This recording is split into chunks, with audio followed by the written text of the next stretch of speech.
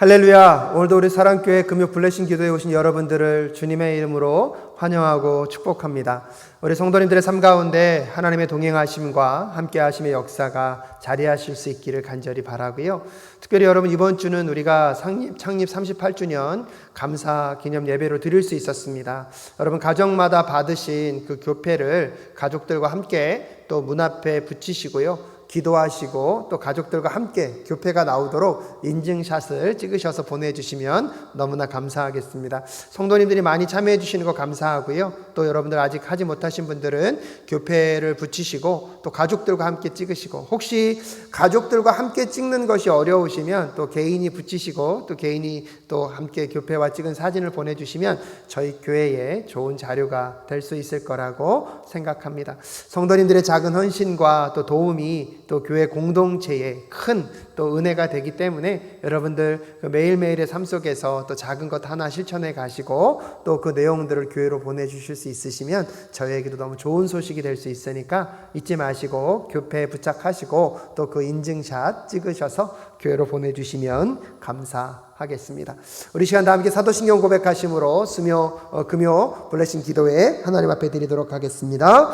전능하사 천지를 만드신 하나님 아버지를 내가 믿사오며 그 외아들 우리 주 예수 그리스도를 믿사오니 이는 성령으로 잉태하사 동정녀 마리아에게 낳으시고 본디오 빌라도에게 고난을 받으사 십자가에 못 박혀 죽으시고 장사한 지 사흘 만에 죽은 자 가운데서 다시 살아나시며 하늘에 오르사 전능하신 하나님 우편에 앉아 계시다가 저리로서 산자와 죽은 자를 심판하러 오시리라.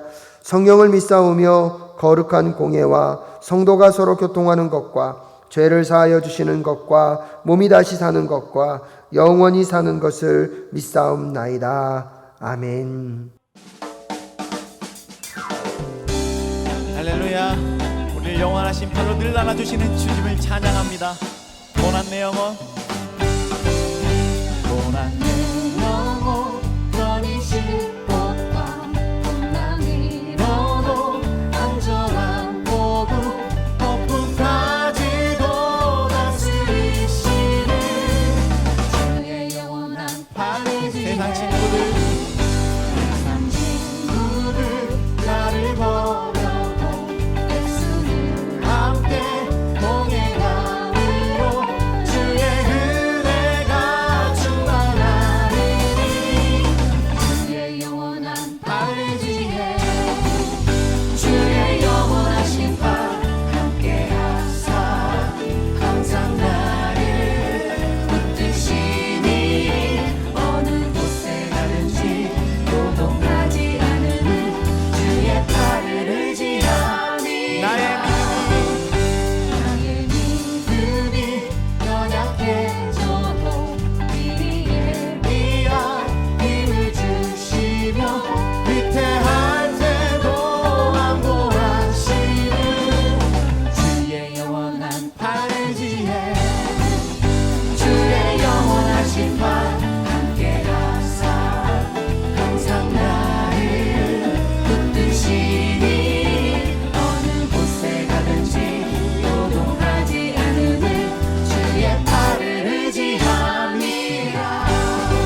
알지 못한 것 주께 없으니 나의 인생을 주께 맡기며 나의 모든 짐 대신 지시는 주의 영원한 팔지에 주의 영원한 심판 함께하사 항상 나를 붙드시니 어느 곳에 가든지 요동하지 않으니 주의 팔을 의지하니 주의 영원한 심판 주의 영원한 심판 함께하사 항상 나를 붙드시니 어느 곳에 가든지 요동하지 않으니 주의 팔을 의지합니다.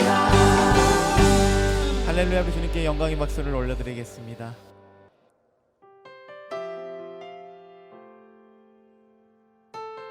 이곳에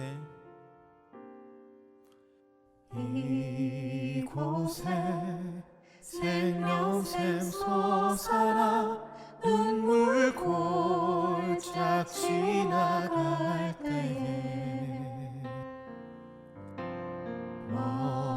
모자라 열매 맺히고 웃음소리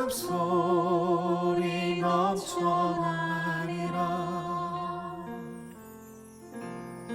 이곳에 생명샘 솟아나 눈물 골짝 지나갈 때에 모자라 열매 맺히고 웃음소리 넘쳐나리라. 꽃들도 구름도 바람도 넓은 바다도 찬양하라 찬양하라 예수를. 하늘을 울리며 노래해 나의 영혼아. 은혜의 주 은혜의 주 은혜의 주. 그날에 하늘이 열리고 그날에 하늘이 열리고 모든 이가 보게 되리라. 마침내 꽃들이 피고 영광의 주가 오시리라. 꽃들도 구름도 바람도 넓은 바다도 찬양하라 찬양하라 예수를. 하늘을 울리며 노래해 나의 영혼아. 은혜의 주 은혜의 주 은혜의 주. 꽃들도 구름도 바람도 넓은 바다도 찬양하라 찬양하라 예수를. 하늘을 울리며 노래해 나의 영혼아. 은혜의 주 은혜의 주 은혜의 주. 목소리 높여 꽃들도 구름도 바람도 넓은 바다도 찬양하라 찬양하라 예수를. 찬양하리며 노래해 나의 영혼아. 은혜의 주 은혜의 주 은혜의 주. 주 영광 여기 임하사 주 영광 여기 임하사 외강 향해 그빛 비추소서. 주의 얼굴 구할 때 주의 향기 머무소서. 주 영광 여기 임하사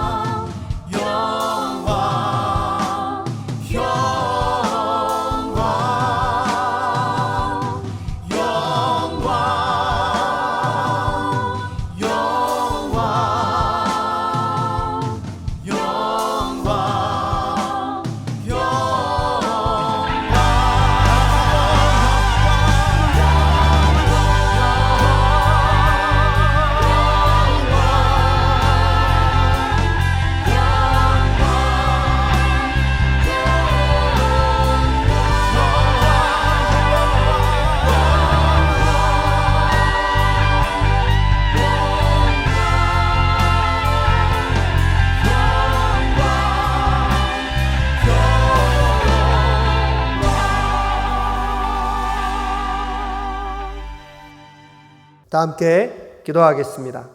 하나님 아버지 은혜를 감사합니다. 오늘 금요일 저녁에 함께 모여서 하나님을 향하여 기도하게 하신 주님, 코로나 상황으로 인하여서 함께 모여 예배할 수 없지만 그럼에도 불구하고 각자의 자리에서 삶의 자리에서 주님만 바라보며 예배합니다.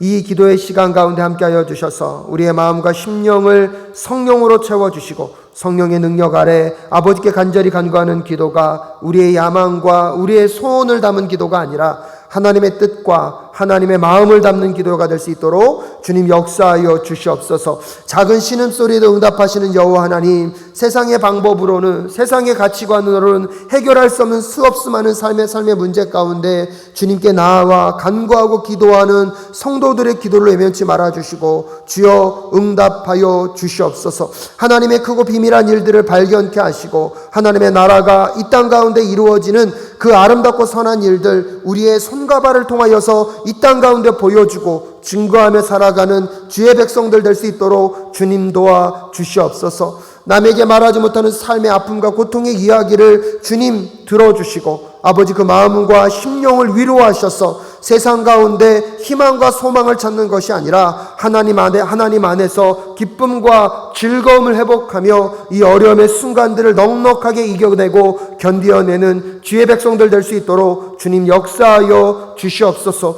오늘도 주님을 바라보며 기도합니다. 오늘 이 모든 순서와 예배 가운데 하나님께서 함께하여 주시옵시고 붙잡아 주시며 인도하여 주실 것을 믿사오며 존귀하신 예수 그리스도의 이름으로 간절히 기도드립니다. 아멘. 하나님께서 오늘 우리에게 주신 말씀은 갈라디아서 2장 11절부터 21절까지의 말씀입니다. 제가 한 절, 여러분이 한 절 교독하여 읽도록 하겠습니다.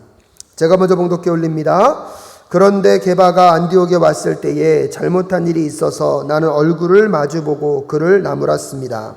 그것은 게바가 야고보에게서 몇몇 사람이 오기 전에는 이방 사람들과 함께 음식을 먹다가 그들이 오니 할례 받은 사람들을 두려워하여 그 자리를 떠나 물러난 일입니다.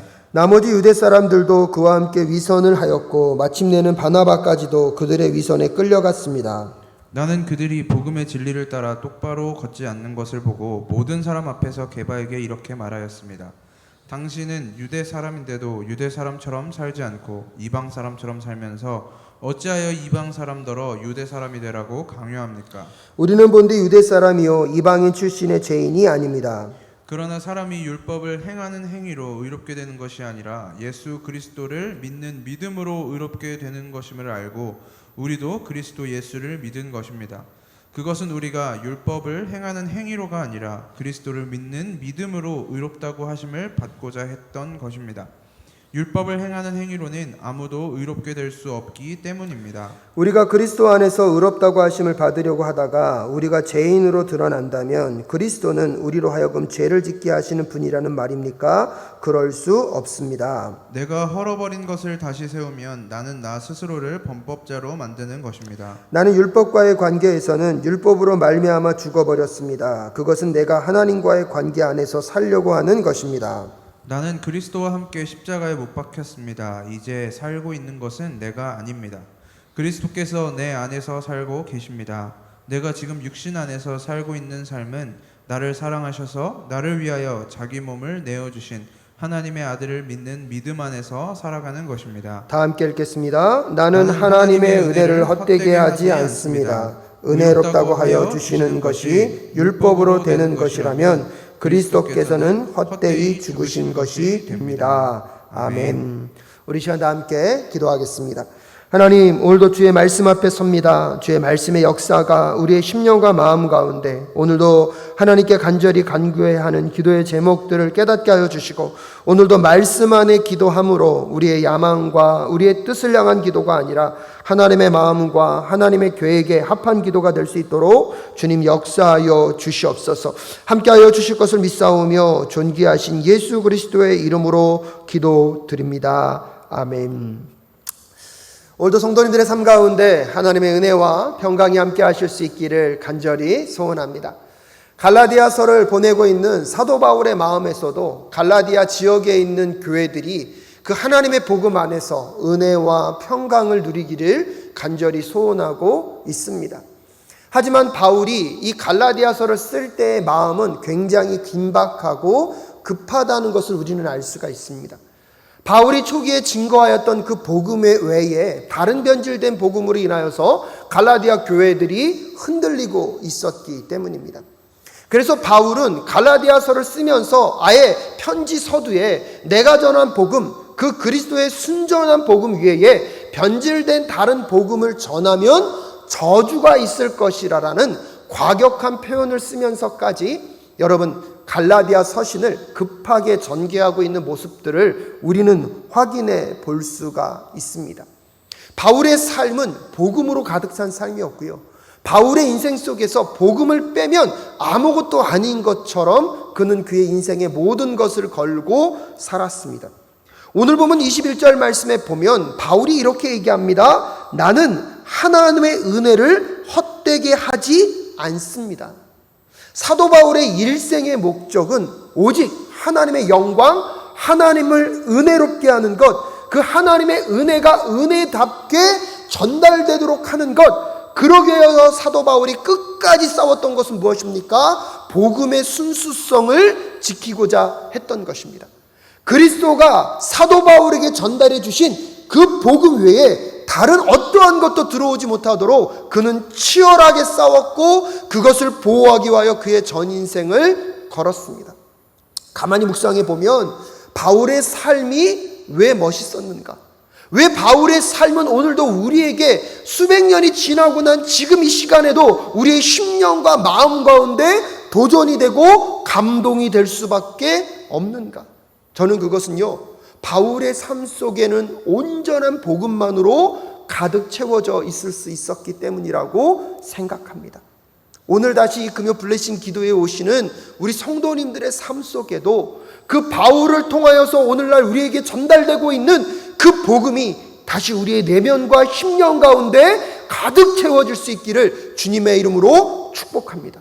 온전한 그리스도를 향한 그 십자가의 순전한 복음이 우리 성도님들의 마음과 심령 가운데 굳건하게 자리 잡아서 그것이 우리의 삶의 가치가 되게 하시고 우리의 삶의 우선순위가 되는 그리스도의 사람, 그리스도인다운 하나님 나라 백성의 삶을 살아내시는 우리 모든 성도님들 되실 수 있기를 주님의 이름으로 축복합니다.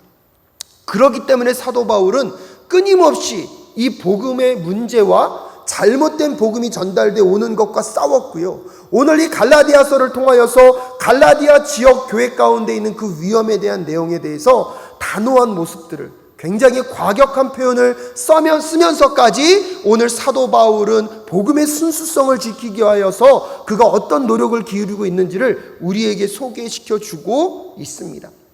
여러분도 잘 아시겠지만 지금 이 갈라디아 지역 교회 안에 문제가 무엇입니까? 오직 그리스도의 복음을 믿음으로 구원을 얻는다는 그 사도 바울의 복음, 그 사도 바울의 가르침에 위협적인 요소로 등장한 사람들이 누구냐면 유대인 그리스도인 중에서도 어떤 가르침이 시작되었습니까? 예수를 믿음으로 구원을 얻지만 구원을 얻는 것에 또 다른 무언가가 필요한데 그것이 무엇입니까? 율법을 지키는 것이라는 것입니다. 그래서 특별히 예수 그리스도를 믿는 믿음만으로 구원을 얻는 것이 아니라 할례를 받고 율법을 지킴으로 인한 삶이 반드시 구원 요소 중에 필요하다는 이 변질된 복음의 가르침 가운데 갈라디아 지역 교회들이 많이 흔들리고 있었습니다.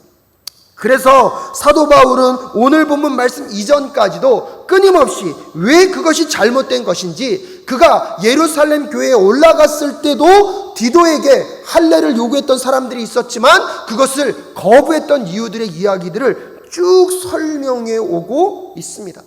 그러면서 오늘 본문은요, 특별히 초대교회에 가장 영향력 있는 리더 중에 한 사람이었던 베드로, 여긴 게바라고도 말할 수 있는 그 게바인 베드로와 연결되어 있는 사건 하나를 오늘 사도 바울은 소개하고 있습니다. 11절부터 13절까지는 그 게바에게 있었던 이야기에 대한 사건에 대한 그 내용을 진술하고 있고요. 14절부터 21절까지는 그럼 그 사건 속에서 왜 사도 바울이 게바에게 질책할 수밖에 없었는지에 대한 내용들을 우리에게 알려주고 있습니다. 특별히 11절에서 그런데 게바가 안디옥에 왔을 때에 잘못한 일이 있었다는 것을 먼저 소개하고 있습니다. 나는 얼굴을 마주보고 그를 나무랐다라고 얘기하고 있습니다. 여러분, 근데 이게 왜 굉장히 충격적입니까? 당시 예루살렘 교회의 중심적인 리더가 야고보와 요한과 베드로였기 때문입니다. 그때 초대교회 당시에 가장 영향력 있고 가장 존경받고 무엇보다도 예수 그리스도에게 직접 복음을 듣고 예수 그리스도로부터 직접 교훈을 받고 가르침을 받은 리더였다는 사실입니다. 그런데 그런 리더와의 갈등의 이야기를 오늘 사도 바울은 주저하지 않고 소개하고 있습니다.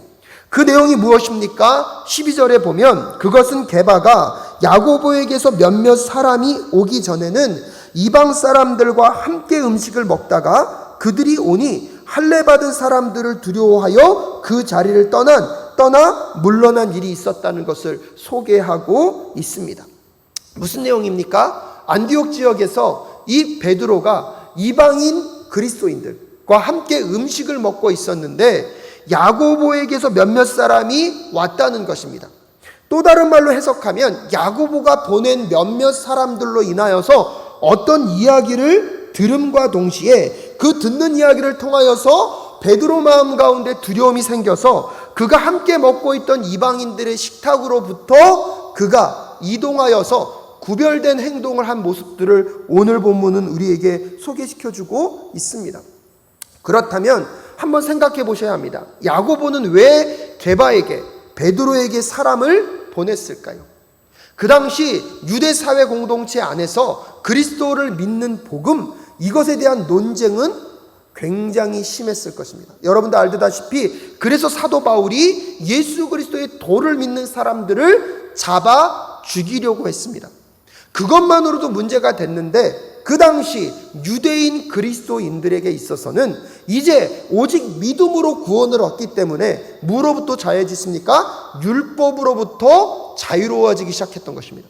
율법이 아니고서 오직 믿음으로 구원을 얻는다는 것을 만나고 난 이후로부터 그들에게 있어서 율법은 더 이상 문제가 되지 않았습니다.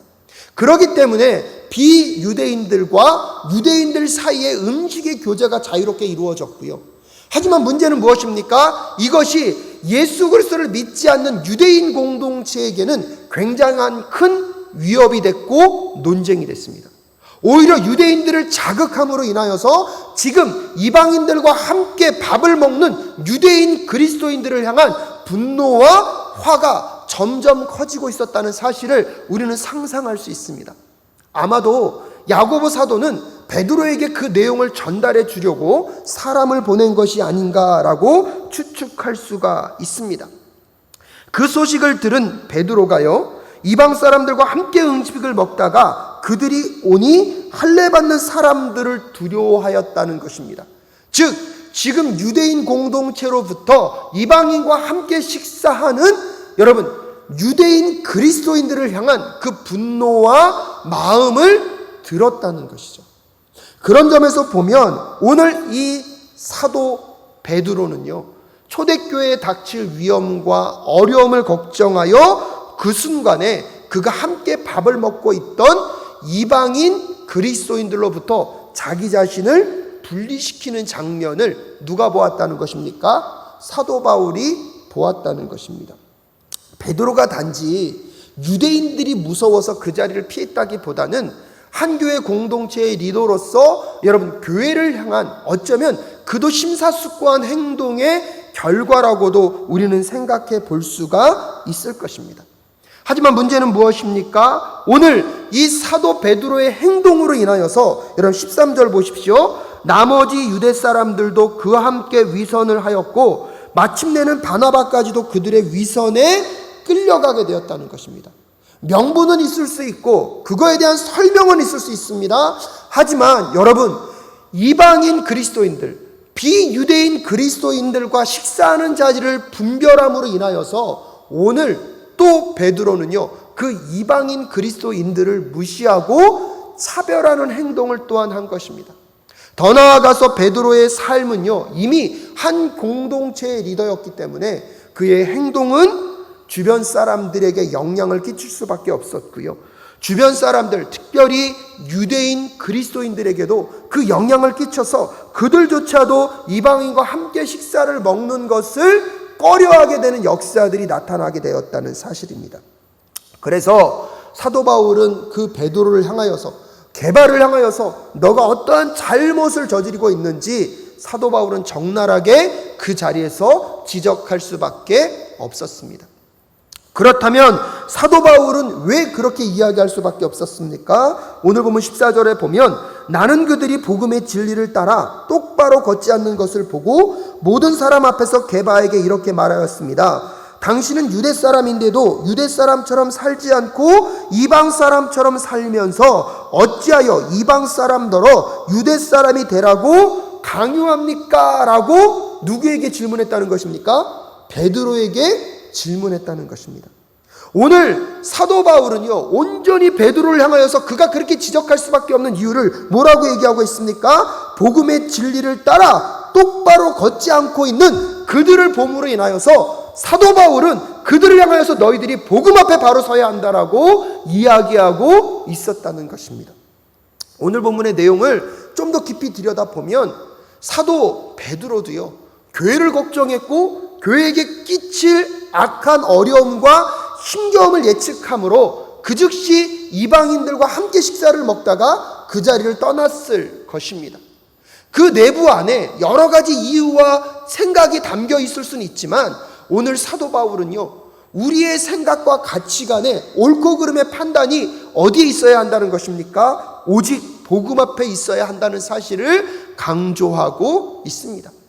그러면서 베드로에게 그렇게 얘기하는 것입니다. 당신은 유대 사람인데 예수 그리스도를 믿음으로 자유하게 되어서 이제는 율법 아래 살지 않는 삶을 사랑하는 삶이 되었음에도 불구하고 왜 오히려 이방 사람들에게 율법의 그늘 아래 들어가게 하는 빌미를 주고 있습니까? 라고 하는 이 말도 안 되는 질문을 하면서 베드로의 행동이 얼마나 말이 되지 않는지를 지적해주고 있다는 사실입니다.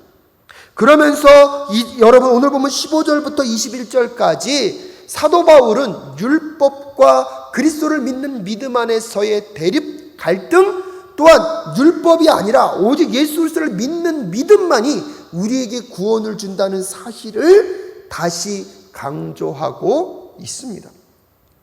하지만 여기서 한번 우리가 질문해 보아야 합니다. 왜 사도 바울은 그 당시 초대교회에 가장 영향력 있었던 베드로의 사건을 갖고 이야기하고 있을까요? 베드로를 공격하기 위함입니까? 베드로가 이 정도로 연약함이 있다는 것을 나타내기 위함입니까? 여러분, 사도 바울은요, 지금 누구를 낮추고 누구를 공격하고자 하는 마음이 전혀 없습니다. 온전히 무엇만을 이야기하고 있는 것입니까? 복음의 순수성을 지키기 위하여서 오늘 갈라디아서를 쓰고 있는 것입니다. 그래서 그 맥락에서, 그 흐름에서 본다면, 그렇다면 왜 오늘 사도 바울은 베드로의 얘기를 끌어들이고 있을까요? 초대교회의 가장 영향력 있는 지도자, 그 베드로조차도 복음이 아닌 다른 행동을 하게 될 때, 복음에 비추어 봤을 때에 합당하지 않은 행동을 했을 때에 그것조차도 용납될 수 없고 허락될 수 없음을 사도 바울이 지적하면서 그 당시 갈라디아 지역에 있는 교회들을 흔들고 있었던 거짓 교사들의 그 가르침, 그것은 초대교회에 절대로 허락될 수 없다는 것을 강조하기 위하여서 여러분 누구의 이야기를 끌어들이고 있는 것입니까? 베드로의 이야기를 끌어들이고 있는 것입니다. 베드로의 잘못과 실수를 부각하려는 것이 아니라 초대교회에 가장 영향력 있었던 베드로조차도 그가 복음 앞에 잘못한 행동을 하면 복음의 그 본질 앞에서 그의 삶이 점검되어지고 그것조차도 받아들여질 수 없는데 어떻게 거짓 교사들의 그런 이야기와 가르침이 초대교회 안에 들어올 수 있는가를 오늘 이 극단적인 이야기를 통하여서 사도 바울은 강조하고 있는 것입니다. 사랑하는 여러분, 오늘 이 밤에 우리가 교회 공동체 리더들을 위하여서 더 기도할 수 있기를 간절히 소원합니다. 교회 공동체들의 말과 삶은 주변 사람들에게 영향을 끼칠 수 있고요, 교회 공동체 리더들의 그들의 행동들은 주변 사람들에게 영향을 끼칠 수 있다는 사실입니다. 나는 아니야, 나는 그런 훌륭한 사람이 아니고 나는 그럴 수 있는 사람이 아니라고 부정하는 것으로 끝날 수가 없다는 것입니다. 그렇기 때문에 우리 사랑교회 안에 교육자들과 장로님들과 안수집사님과 권사님들이 더 순전한 복음 앞에 바로 세워질 수 있게 하여 달라고 함께 기도하며 나아가는 우리 모두가 될 수 있기를 간절히 소원합니다. 세상적으로 아무리 합당하고 세상적으로 아무리 논리적이고 아무리 좋은 이야기가 들린다 할지라도 그것을 따라서 우리의 신앙의 태도가 바뀌는 것이 아니라 오직 복음 앞에, 하나님의 진리 되신 말씀 앞에 우리의 삶의 옳고 그름이 판단되어지고 복음 앞에서 잘못된 것이라면 어느 누구라도 여러분 피해갈 수 없습니다. 다시 복음 앞에서 우리들의 삶을 점검하고 돌아봄으로 우리의 삶이 다시 복음으로 돌아가는 은혜가 오늘 이 저녁에 나타날 수 있기를 주님의 이름으로 축복합니다. 교회 공동체 리더들이 특별히 복음 앞으로 다시 돌아와서 여러분 온전한 십자가의 그 복음이 여러분의 삶을 주장하고 여러분의 삶을 끌고 갈 수 있기를 주님의 이름으로 축복합니다.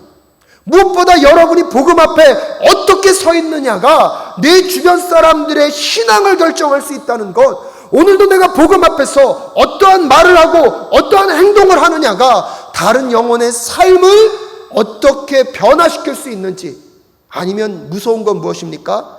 다른 사람의 신앙을 변질시킬 수 있다는 사실을 여러분 꼭 기억하시고, 오늘 여러분의 삶은 복음으로 인하여서 주변 사람들의 삶을 변화시키는 복음의 사람입니까? 아니면 주변 사람들의 삶을 변질시키시는 복음의 삶이십니까?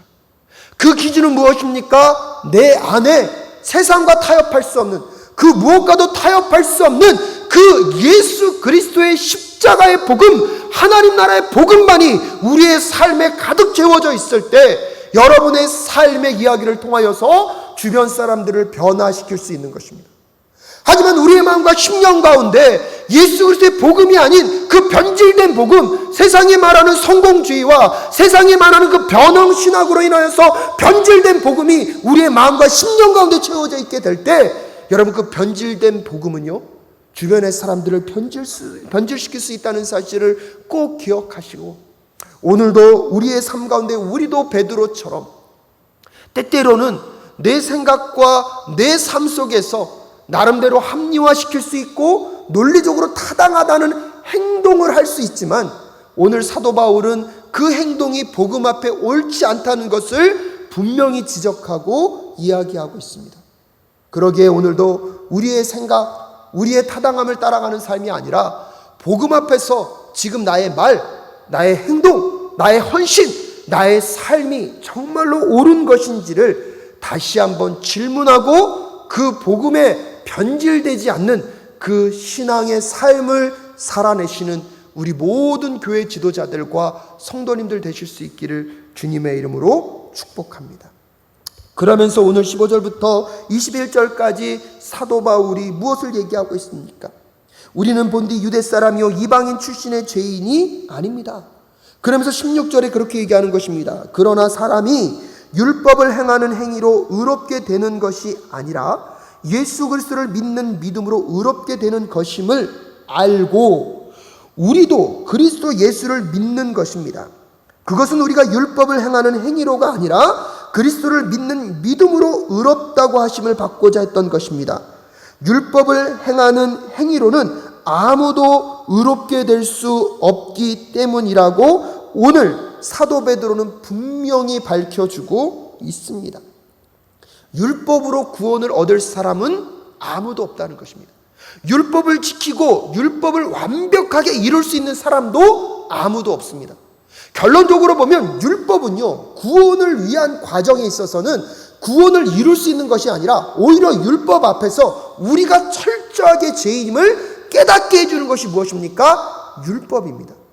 그렇기 때문에 사도 바울이 얘기하는 게 무엇입니까? 우리는 원래 율법을 갖고 태어났던 유대인임에도 불구하고 이제 그리스도 안에서 율법이 우리에게 구원을 줄 수 있는 것이 아니라 오직 무엇이요? 예수 그리스도를 믿는 믿음이 우리에게 구원을 준다는 것을 우리가 알기 때문에 그 율법을 떠나 예수 그리스도를 믿는 믿음 안에서 구원의 삶을 우리가 선택하게 되었다는 것입니다. 그래서 오늘 본문에서 사도 바울이 강조하고 있는 것이 무엇입니까? 유대인이든 비유대인이든 오직 예수 그리스도의 그 십자가의 복음을 믿음으로 하나님과의 관계가 온전히 회복되는 것이 필요하다는 것입니다. 그런데 그 하나님과의 관계 회복은 율법으로는 도저히 이룰 수 없고 오직 율법을 통하여서는 구원이 없다는 것을 인식함과 동시에 오직 구원은 예수 그리스도를 믿는 믿음 안에서만 가능하다는 것입니다. 그리고 예수 그리스도를 그 믿는 믿음 안에서 비유대인들과 여러분 비유대인들과 유대인들 또한 그리스도를 믿는 그 믿음 안에서는 그 구별이 사라졌다는 것입니다. 그러기에 함께 먹고 함께 이야기하고 함께 공동체를 형성하는 것에 있어서는 이제 유대인과 비유대인의 즉 유대인과 이방인의 구분이 다 사라졌다는 것입니다. 누구 안에서요? 예수 그리스도 안에서. 그런데 지금 초대교회에 갈라디아 지역교회에 들어온 그 거짓 복음은 무엇입니까? 예수 그리스도를 믿는 믿음도 있지만 너희들이 다시 율법 안에 있는 할례를 받음과 동시에 율법을 지킴으로 구원의 삶이 있다는 것을 말함으로 인하여서 다시 그들의 삶을 어디로 끌고 들어가려고 합니까? 율법 안으로 끌고 들어가려고 한다는 것입니다. 그럼 어떤 문제가 생깁니까? 이 율법은 결국 구원을 줄 수 없잖아요. 결국 그 율법 안으로 다시 들어간다는 것은 율법을 통하여서 내가 죄인임을 깨닫는데 그 죄인임을 깨달으면서 거기에 소망이 있습니까? 없습니까? 소망이 없다는 것입니다. 그래서 17절에서 우리가 그리스도 안에서 의롭다고 하심을 받으려고 하다가 우리가 죄인으로 드러난다면 그리스도는 우리로 하여금 죄를 짓게 하시는 분이라는 말입니까? 그럴 수 없습니다라고 사도 바울이 말하는 장면이 이 장면입니다. 오직 예수 그리스도를 믿음으로 구원을 얻을 수 있는데 다시 율법으로 돌아가 버리면 율법의 결론은 무엇입니까? 우리가 죄인임을 깨닫게 할 수밖에 없고 그 율법에는 구원이 없다는 것입니다. 그럼 만약에 예수 그리스도를 믿는 믿음과 율법이 함께 구원을 얻게 하는 것이라면 결론적으로 예수님은 우리가 죄인이라는 사실을 깨닫게 함과 동시에 우리가 율법 아래 머물러 있게 되면 어떤 사람이라는 것입니까? 우리로 하여금 죄를 짓게 하시는 분이 예수 그리스도입니까? 라는 질문에 머무를 수밖에 없는데 이것은 율법으로 구원을 얻는다는 그 복음이 그 믿음이 복음 안에 들어오면 복음을 믿음만으로 구원을 얻는다는 그 논리에 오류를 만들어낸다는 사실이에요.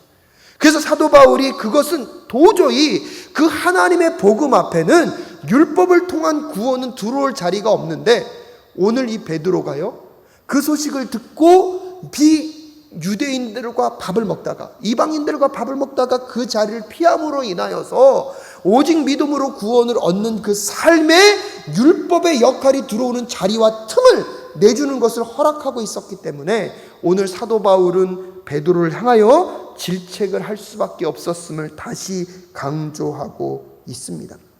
그러면서 17, 19절에 뭐라고 얘기합니까? 나는 율법과의 관계에서는 율법으로 말미암아 죽어버렸습니다. 그것은 내가 하나님과의 관계 안에서 살려고 하는 것입니다. 라고 얘기하는 것입니다.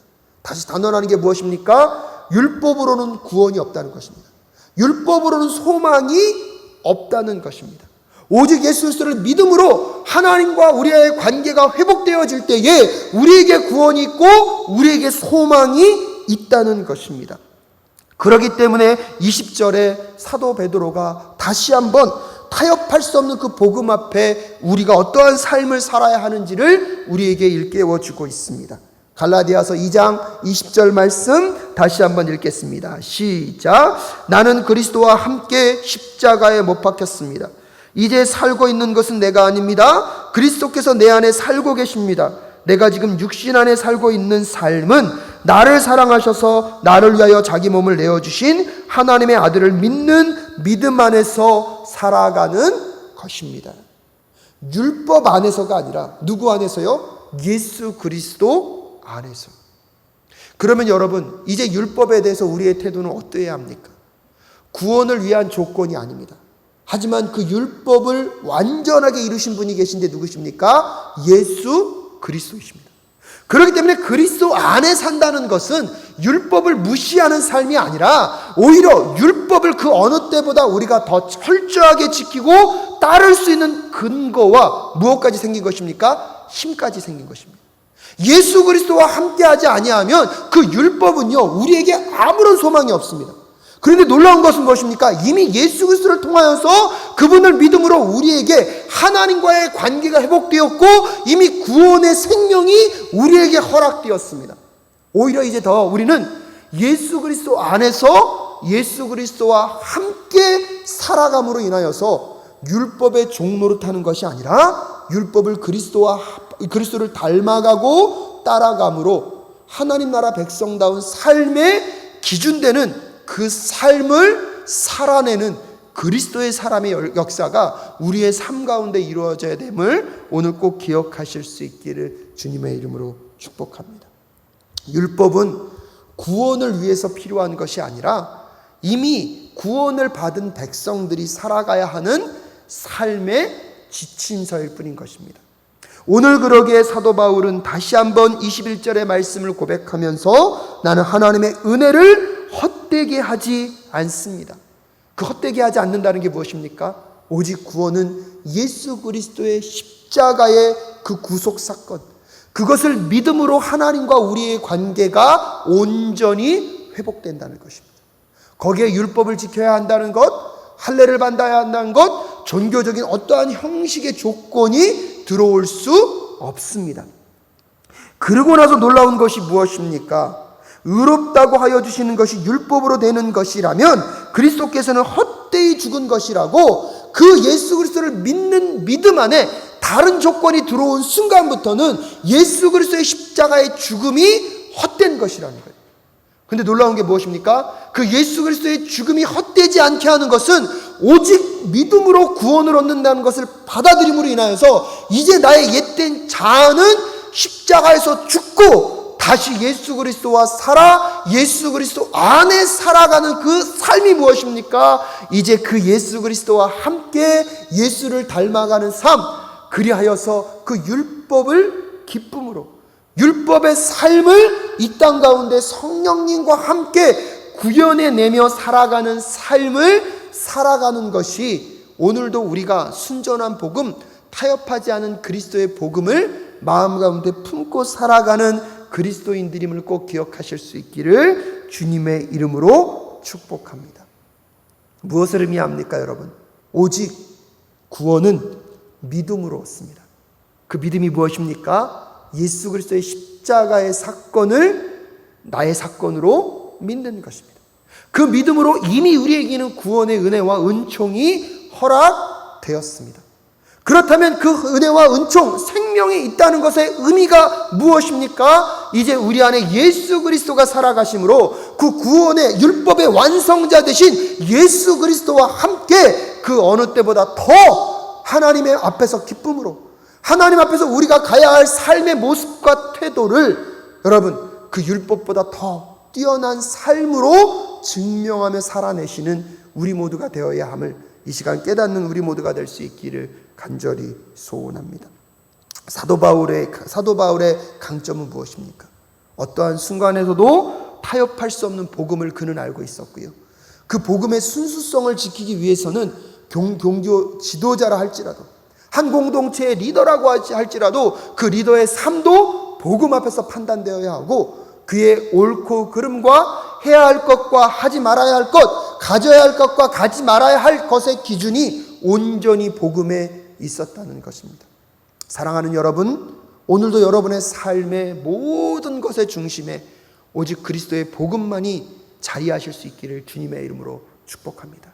오직 믿음으로 구원을 얻는다는 그 변화될 수 없는 그 복음의 진리 앞에 여러분은 어떠한 삶을 살아내고 계십니까? 정말로 오직 믿음으로 구원을 얻는다는 그 은혜와 하나님의 사랑 앞에 여러분은 어떻게 살아가고 계십니까? 다시 한번 우리의 내면과 심령을 돌아보면서 우리의 삶이 복음으로 돌아갈 수 있는 복음 앞에 다시 세워지는 오늘 이 저녁 되실 수 있기를 주님의 이름으로 축복합니다. 우리 이 시간 함께 기도하며 나아갈 때에 우리 안에 있는 복음에 대한 질문을 좀 해보면서 나아가실 수 있기를 바랍니다. 오늘 사도 바울이요, 게바의 이야기를 통하여서 전달하고 싶었던 것이 무엇입니까? 베드로조차도 복음 앞에 잘못된 행동을 하면 그것에 대해서 반드시 지적하고 그가 다시 복음으로 돌아올 수 있도록 해야 하는 것이 우리들의 삶인 것입니다.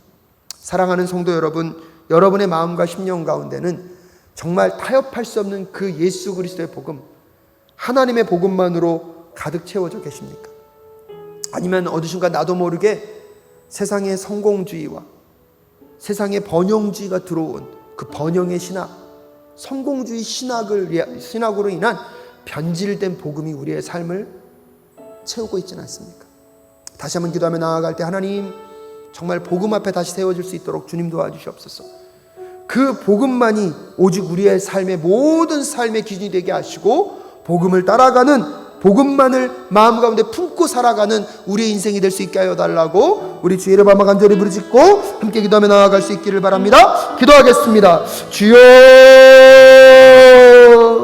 하나님 아버지, 간절히 간구하며 기도하며 나아가기 원합니다.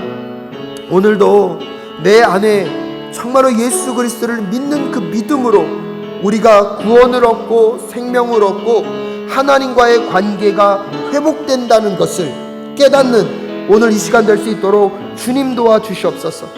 하지만 갈라디아 지역 교회들은 예수 그리스도를 믿는 믿음도 좋지만 율법을 지키고 할례를 받아야 하나님 나라 백성이 될 수 있다고, 구원받은 자의 삶을 살아갈 수 있다라고 이야기함으로 복음을 변질시켰습니다. 오늘 우리들의 삶에 그런 변질된 복음의 요소가 있지는 않습니까? 오직 예수 그리스도를 구원받은 그 삶이 기쁨이고 충만이고 아버지 온전한 것임에도 불구하고 우리는 세상에 성공이 있어야, 세상에 어떠한 성취가 있어야, 세상에 무언가가 얻어지고 이루어져야 우리의 삶이 행복할 수 있다고 혹시 우리는 생각하며 살아가고 있지는 않습니까?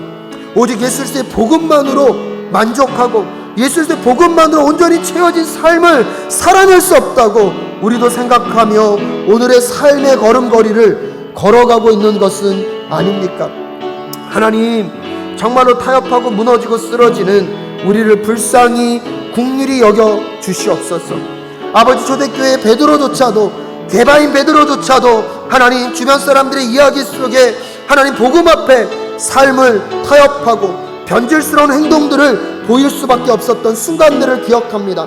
사도 바울이 그 행동을 바라보며 복음 앞에 다시 서야 한다고, 복음 앞에 옳지 않다라고 베드로를 지적할 수밖에 없었던 것, 오늘도 그 복음의 진리를 지켜가기 원했던 그 사도 바울의 그 삶이 우리의 삶이 될 수 있도록 주님 도와주시옵소서. 베드로 나름대로 초대교회를 지켜가고 교회에 위협하는 요소들을 피해가길 원했지만 사도 바울은 그것이 문제가 아니라 복음을 변질시키는 그 베드로의 태도, 베드로의 생각, 베드로의 움직임을 갖고 오늘도 타협하지 않고 복음의 진리 앞에 똑바로 서도록, 복음의 진리 앞에 흔들리지 않고 걸어가도록 게바를 향하여 나무랄 수밖에 없었던 그 사도 바울의 마음이 우리의 마음 될 수 있도록 주님 도와 주시옵소서. 바울이 아버지 베드로를 향하여서 그렇게 이야기할 수밖에 없었던 이유가 어디 있습니까? 바울은 영향력 있는 사람이었습니다. 바울로 인하여서 많은 사람들이 흔들림을 경험하고 그들이 쓰러질 수밖에 없기에 오늘도 그 어느 때보다 바울의 아버지여 그 지적은 할 수밖에 없는 지적이었고 베드로를 향하여서 그는 그렇게 할 수밖에 없었습니다. 베드로의 말, 베드로의 태도, 베드로의 행동은 주변 사람들에게 동일한 영향을 끼칠 수밖에 없기 때문입니다. 주변 사람들에게 복음에 대한 것이 무엇인지를 전달할 수밖에 없기 때문입니다. 하나님 아버지, 오늘도 우리의 내면과 우리의 심령 가운데 어떠한 복음이 있습니까? 어떠한 십자가가 세워져 있습니까? 다시 한번 복음 앞에 세워지는, 다시 한번 복음 앞에 세워지는 우리의 삶이 될 수 있도록 주님 도와 주시옵소서. 이 시간 다시 한번 기도하며 나아갈 때 교회 리더들을 위하여서 여러분 기도해 주실 수 있기를 바랍니다. 베드로의 잘못된 행동 앞에 사도 바울이 가만히 있을 수밖에 없었던 이유가 무엇입니까? 베드로의 말, 베드로의 행동이 주변 사람들에게 영향을 끼쳤기 때문입니다. 사랑하는 여러분, 우리 교회 공동체 리더들이 정말로 그분들 가슴과 중심 가운데 오직 복음으로만 가득 차게 하시고, 복음 안에서 말하고 복음 안에서 행동하고 복음의 그 순수성을 지키기 위하여 오늘도 씨름하고 싸워가는 리더들이 될 수 있게 하여 달라고 기도해 주십시오. 목회자는 신이 아닙니다. 목회자는 여러분과 구별된 어떤 특별한 존재가 아닙니다. 하지만 분명한 것은 하나님께 부름받은 바다, 그 복음의 순수성을 지켜내기 위하여 부름받은 자입니다. 그러기에 그 어느 누구보다 복음 앞에 자기의 말과 행동과 삶을 비춰보아야 하고 치열하게 싸워야 하는 사람이 목회자인 것입니다. 우리 사랑교회 목회자들을 위하여 기도해 주시고, 특별히 저를 위해서 기도해 주십시오. 장로님들도 마찬가지입니다. 안수 집사님들도 마찬가지입니다. 권사님들도 마찬가지입니다. 하나님, 사랑교회 리더십들을 기억하여 주시고, 그 리더십들이 그들이 갖고 있는 영향력의 그 심각성을 깨닫고 복음 앞에 세워질 수 있도록 주님 도와주시옵소서. 그 진리인 그 복음을 붙잡게 하시고, 변질된 복음이 아닌 그 진리인 그 복음을 붙잡고 살아가는 주님의 리더들 되게 하시고, 주의 공동체의 리더들이 될 수 있도록 인도하여 달라고 다시 한번 간절히 주의 이름 부르짖고 기도하며 나아갑니다. 기도하겠습니다. 주여, 하나님, 하나님의 부르심을 받은 목회자로 오늘도 저의 말과 저의 태도와 저의 삶이 다시 한번 주님의 복음 앞에 비춰줄 수 있도록 주님 도와주시옵소서. 저의 게으름과 저의 나태를 용서하여 주시고, 하나님, 정말로 나를 부르신 그 자리에서 내가 감당해야 할 그 복음을 향한 씨름과 복음을 향한 몸부림이 무엇인지를 깨달아 알 수 있도록 주님 도와주시옵소서. 어떠한 위협과 어떠한 손해와 어떠한 아픔과 때때로 관계를 좋게 하기 위해서 하나님 복음을 변질시키지 않도록 주님 도와주시옵소서. 사람들의 마음을 기쁘게 하기 위해서 아버지 그리스도의 복음을 변질시키지 않도록 주님 도와주시옵소서. 오직 믿음으로 구원을 얻는다는 것, 그 은혜와 기쁨을 안다면 오늘도 우리가 어떠한 삶으로 나아가야 하는지, 어떠한 말씀 앞에 반응하며 나아가야 하는지 깨달아 알 수 있도록 주님 도와주시옵소서. 사랑교회 목회자들을 주님 불쌍히 긍휼히 여겨주시옵소서. 그 부르심의 자리에서 우리가 감당해야 할 그 삶의 무게가, 아버지 그 복음을 책임지고 가야 할 그 삶의 무게가 무겁지만 타협하지 않고 그 길을 걸어갈 수 있도록 주님 도와주시옵소서. 살기 위해 생존하는 자들이 아니라 복음을 증거하고 복음을 살아내기 위한 생명의 사람들이 될 수 있도록 하나님 목회자들을 지켜주시고 목회자들을 인도하여 주시옵소서. 교회 공동체 장로님들에게 거룩한 부담감을 허락하여 주시옵소서. 그리스도의 복음 앞에 바로 세워지는 주의 리더들이 될 수 있도록 주님 도와주시옵소서. 안수 집사님들에게 동일하게 복음 앞에 세워줄 수 있는 은혜를 허락하여 주시옵시고, 권사님들에게 주의 그리스도의 복음 앞에 바로 세워줄 수 있도록 주님 도와주시옵소서. 내 안에 복음이 변질되면 주변 사람들을 변질시킬 수 있습니다. 내 안에 복음이 변질되어지면 주변 사람들을 변질시킬 수 있습니다. 내 안에 그 진리이신 복음이 가득 채워지면 주변 사람들을 변화시킬 수 있음을 깨닫게 하여 주시고, 하나님 오늘 다시 복음 앞에, 하나님 오늘 다시 말씀 앞에, 오늘 다시 하나님 앞에 세워지는 오늘 이 저녁 될 수 있도록 우리 사랑교회 리더들을 붙잡아 주시고, 우리 사랑교회 리더들 가운데 영적인 부흥의 바람이 불어올 수 있도록 주님 도와주시옵소서. 리더들뿐만 아니라 우리 사랑교회 모든 공동체 성도님들의 삶에도 그 복음이 다시 회복되어지는 오늘 이 밤 되실 수 있기를 간절히 소원합니다. 그러게 이 시간에 우리 갈라디아서 2장 20절 말씀을 갖고 함께 기도할 수 있기를 바랍니다. 여러분 성경을 갖고 계시면 그 말씀을 펼쳐놓고, 하나님 이 고백이 나의 고백되게 하시고 이 고백을 따라 하나님의 복음에 합당한 삶을 살아내는 우리 모두가 될 수 있게 하여 달라고, 오늘 이 저녁에 갈라디아서 2장 20절 말씀을 함께 펴놓고 그 말씀을 갖고 기도하며 나아가실 수 있기를 바랍니다. 기도하겠습니다. 하나님, 나 이철이는 그리스도와 함께 십자가에 못 박혔습니다. 이제 살고 있는 것은 제가 아닙니다. 그리스도께서 제 안에 살고 계심을 고백하게 하시고 확신하게 하시고, 주님, 그것이 느껴질 수 있도록 아들을 붙잡아 주시옵소서. 내가 지금 육신 안에 살고 있는 삶은 나를 사랑하셔서 나 희철이를 위하여서 자기 몸을 내어주신 하나님의 아들을 믿는 믿음 안에서 살아가는 것입니다. 하나님, 이 믿음 안에 살아간다는 것이 무엇입니까? 오직 믿음으로 구원을 얻었다는 것이 무엇입니까? 정말 자격 없는 나에게 오직 그 믿음으로 구원을 주신 그 은혜와 사랑을 깨닫기에 그 믿음 안에서 신실한 주의 백성의 삶, 그래서 율법 아래 아니라 율법을 딛고 일어서서 율법이 요구하는 삶을 뛰어넘는 삶, 그 안에 갇혀있는 것이 아니라 예수 그리스도와 함께, 율법의 완성자이신 예수 그리스도와 함께 거룩과 진리, 공의와 정의, 사랑과 긍휼을 이 땅 가운데 펼쳐내고 살아내는 주의 아들 될 수 있도록 주님 도와 주시옵소서.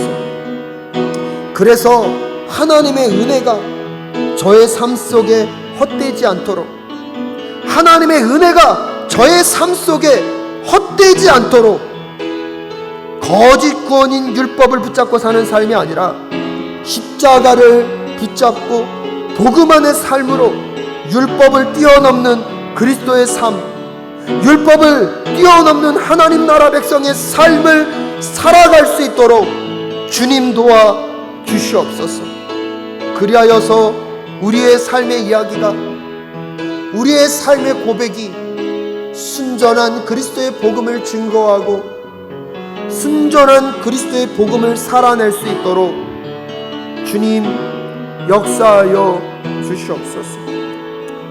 주님 함께하여 주시옵소서. 우리 이 시간 다시 한번 기도하며 나아갈 때 여러분 사랑교회 공동체를 위해서 기도해 주십시오. 정말 우리 사랑교회 공동체 안에 복음이 살아있습니까? 정말 복음의 운동력이 살아있습니까? 여러분 마음과 심령 가운데 정말 그 복음이 여러분의 삶의 모든 것이 되고 있습니까? 세상의 그 어떤 것과도 타협할 수 없는 그 십자가의 그 복음, 하나님 나라의 그 복음만이 우리의 모든 것 될 수 있는 이 밤 될 수 있게 하여 달라고 기도해 주십시오. 사랑교회 안에 복음의 본질이 회복되게 하시고 복음을 통하여서 우리가 살아가야 할 삶의 그 모습들이 회복되어지는 우리 사랑교회, 오직 복음 앞에 헌신하고 오직 복음 앞에 우리의 모든 것들을 걸고 복음의 그 진리와 순수성을 지키기 하여서 그 복음만이 선포되고 복음만을 살아내는 우리 사랑교회가 될 수 있게 하여 달라고 우리 다시 한번 주의 이름을 간절히 부르짖고 사랑교회를 위해서 좀 기도해 주실 수 있기를 바랍니다. 기도하겠습니다. 주여,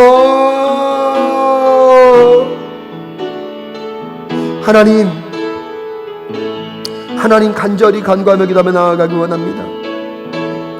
우리 사랑교회의 복음의 역사가 살아 움직일 수 있도록 주님 도와주시옵소서. 우리 사랑교회의 복음의 역사가 살아 움직일 수 있도록 주님 도와주시옵소서. 하나님의 그 복음 앞에 아버지 타협하지 아니하며 변질된 복음을 증거하는 교회가 아니라 하나님 나라의 신학, 하나님 나라의 그 복음의 의미를 깨달아 알았어 오늘도 예수 그리스도와 함께 나의 옛 자아는 죽고 예수 그리스도와 함께 살아가는 그 하나님과 연합된 삶, 하나님과 하나 되어 하나님의 뜻과 하나님의 계획을 이 땅 가운데 살아내므로 하나님의 공의와 하나님의 정의를 이 땅 가운데 구현해내는 우리 사랑교회가 될 수 있도록 주님 도와 주시옵소서. 그 복음 앞에 살아가는 것은 무엇입니까? 그 복음 앞에 살아가는 것은 무엇입니까? 하나님 다시 한번 우리의 내면을 돌아보게 하시고 우리 사랑교회가 그 복음 앞에 세워지는 교회가 될 수 있도록 주님 도와주시옵소서.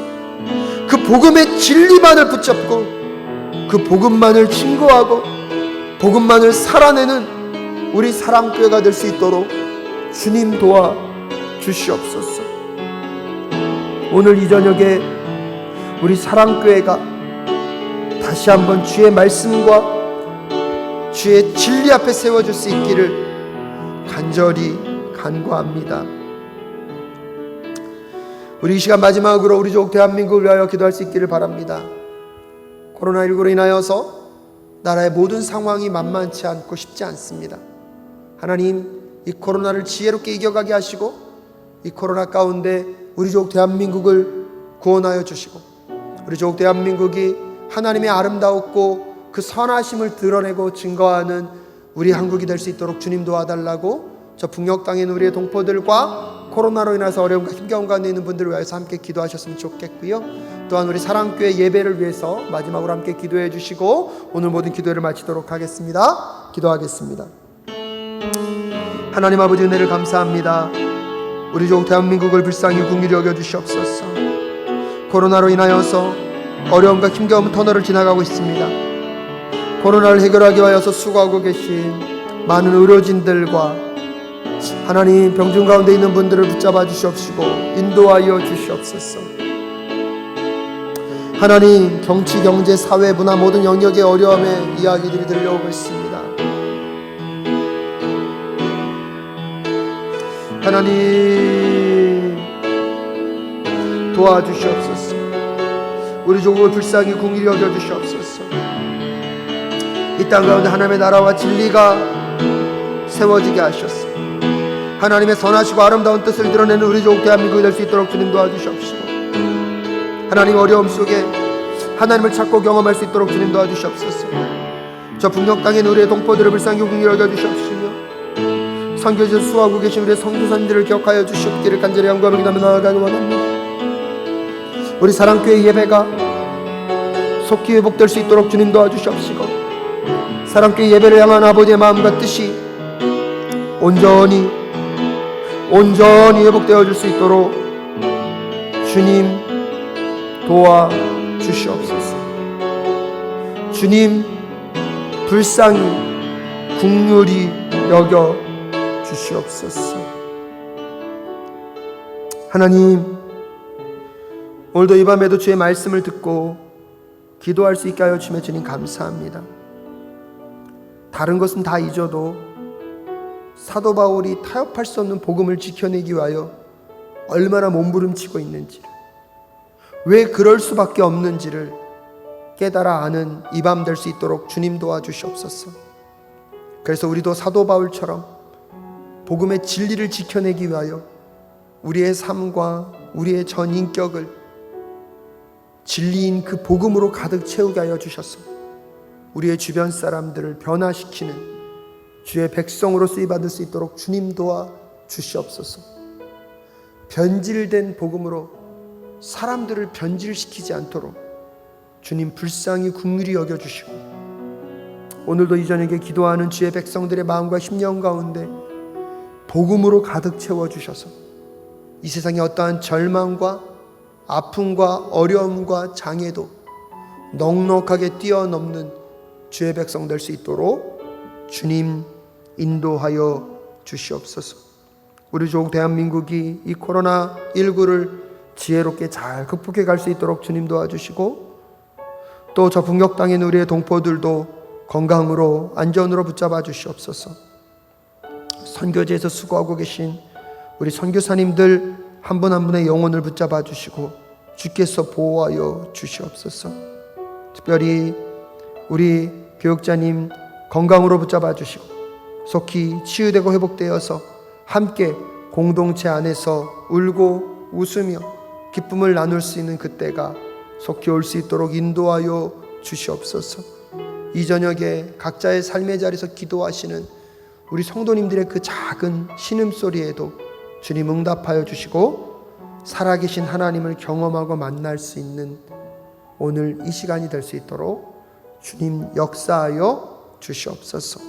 오늘도 이 저녁에 우리의 기도에 응답하신 하나님께 감사드리오며 존귀하신 예수 그리스도의 이름으로 기도하올 때에 이제는 우리 주 예수 그리스도의 은혜와 하나님 아버지의 그 무궁하신 사랑하심과 성령 하나님의 감화감동 교통 충만케 하시는 역사가 타협할 수 없는 복음 앞에 다시 한번 모든 것을 걸고 살아가기를 결단하며 다짐하는 주의 백성들의 가정과 직장과 사업터와 그 자녀들과 부모님들을 위해 우리족 대한민국과 저 북녘 땅에 있는 우리의 동포들과 선교제에서 목숨을 걸고 충성되게 헌신하시는 우리 선교사님들의 삶 위에 지금부터 영원히 함께 하옵시기를 간절히 축원하옵나이다.